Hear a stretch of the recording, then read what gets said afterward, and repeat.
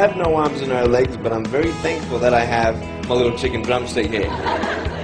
People freak out when they see me for the first time. It's so cool. I was at a water slide all by myself. Everyone obviously at the bottom of the slide is looking up and waiting for other people to come down, and here I come and they're freaking out. They're like, you know, like this. And I was so tempted to look at myself and go, what happened? You know?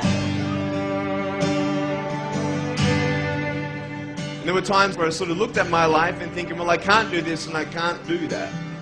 And you keep on concentrating on the things that you wish you had or the things that you wish you didn't have.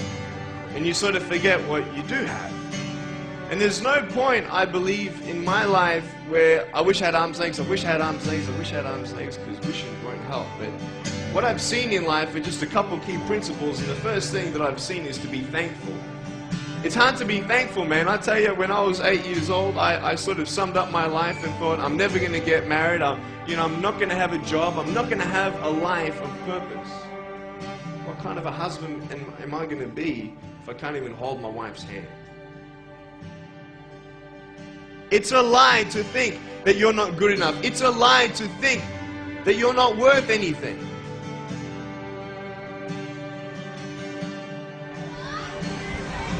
One more.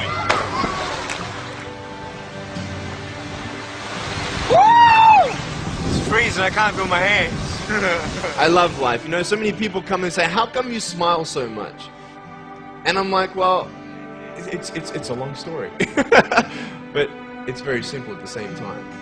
You see, it's very hard to smile sometimes in life. There are things that happen that you don't know and you don't understand, and you don't know if you're going to get through it. You know, you go through your storms in life and you don't know how long this storm's going to be. And today I want to share with you some principles that I've learned in my life that you can use in yours.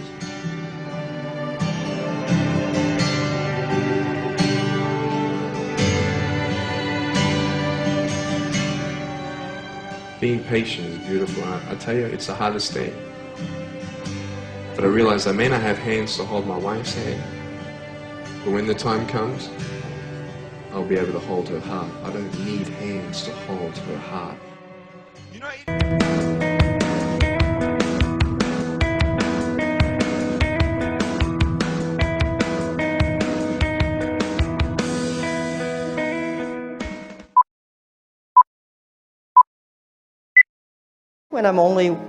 When I'm 40 years old, I start to know exactly what I want to do. I never think in my life that I would be a business people.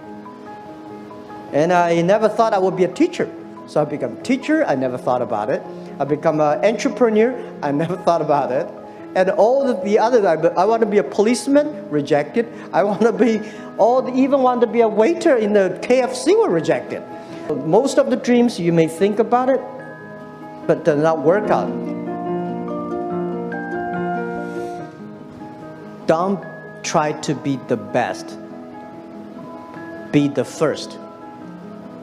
Be the first to change.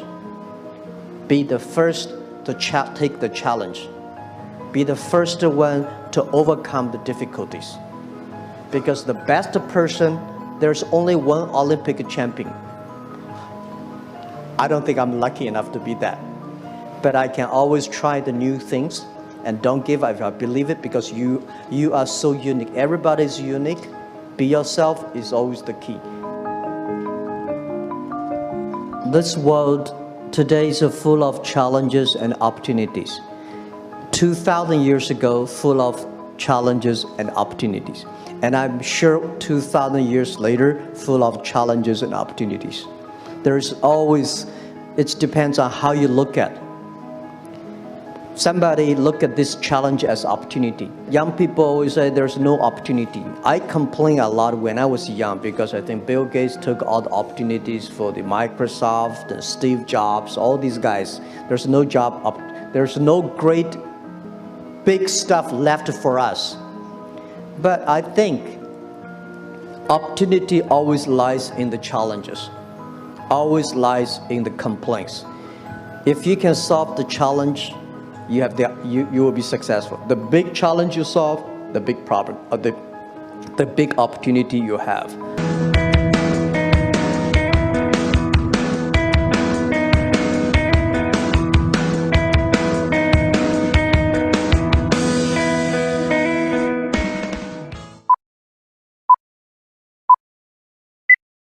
was because I knew nothing when I got started. Right? I mean, you have to remember, I was 19 years old when I started Facebook, right? So, I mean, probably like the same age or younger than most of you guys. I think you would be young for this audience, actually. And I knew nothing about business at all, right? And I didn't even think that I was starting a company. I actually remember when I first came out here for the summer with Dustin because we wanted to learn from Silicon Valley companies. I remember driving up the 101 and seeing all these great companies and thinking to myself, oh wow, these are such amazing companies. Maybe one day I'll start a company. And I'd already started Facebook, right? And it like hadn't occurred to me that was actually, so. How did you learn? How did you learn well, just to from a manage lot of the people around me. But there's so many mistakes that just come from not, I mean, like I really knew so little at the time. I spent a bunch of time analyzing and reflecting on why it was that we were even able to do it, because all reasons suggest that we shouldn't have been able to do it, right? Because all these other companies had way more engineering power and servers and time and money and all this stuff. And I actually think that this is a pretty instructive thing for anything that you want to go do, because this is the same property is going to be true for anything that you guys start, is that someone else is going to have more resources and be able to do it. The reason why I think we actually ended up being the ones doing it is because we just cared way more about it than everyone else. We always thought that it was this really important thing and really just like felt in our gut and our heart that we wanted to do it.